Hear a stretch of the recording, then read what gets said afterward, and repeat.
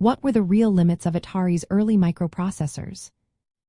Imagine a time when video games were just beginning to take shape, and the technology behind them was still in its infancy. That's when Atari's early microprocessors started to change how we played and experienced games. These microprocessors, mainly the MOS technology 6500 to running at about 1.79 MHz, powered the first Atari home computers and consoles like the Atari 400 and 800. They were pretty advanced for their time but had some clear limits that shaped what Atari could do. The 6502 was an 8-bit processor, meaning it could handle data in chunks of 8 bits at a time. It had a 16-bit address bus, so it could directly access only up to 64 kilobytes of memory. Early Atari systems like the Atari 800 started with between 8 and 48 kilobytes of RAM, which could be expanded up to 64 kilobytes later. This limited memory meant developers had to be very clever with their code to fit complex games and applications into such a small space. Even though the processor's speed was about 1.79 MHz, faster than some competitors, it was still quite slow by today's standards. This meant the system couldn't execute instructions or process graphics and sound very quickly.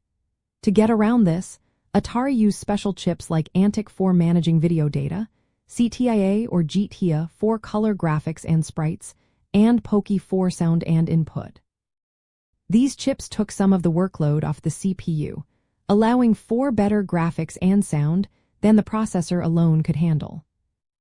But the processor's limited instruction set and processing power meant that doing complex calculations, creating advanced artificial intelligence, or running large simulations was out of reach for early Atari systems. Developers had to write highly optimized assembly language code and use hardware tricks to get the most out of the system. Input and output systems also had their limits.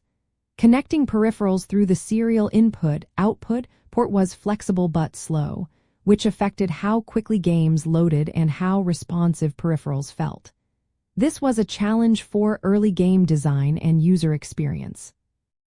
All these limits helped shape the unique style of Atari's games and computers. The constraints pushed developers to be creative, leading to simple yet engaging games with memorable graphics and sounds. These restrictions created a charm that many people still remember fondly today. So, in simple terms, Atari's early microprocessors were limited by their 8-bit architecture, a 64 kilobyte address space, and a clock speed of just under 2 MHz. They relied heavily on external chips for graphics and sound, which meant software had to be carefully crafted to work within these boundaries. Despite these limits, they sparked a lot of innovation and set the stage for the evolution of gaming technology.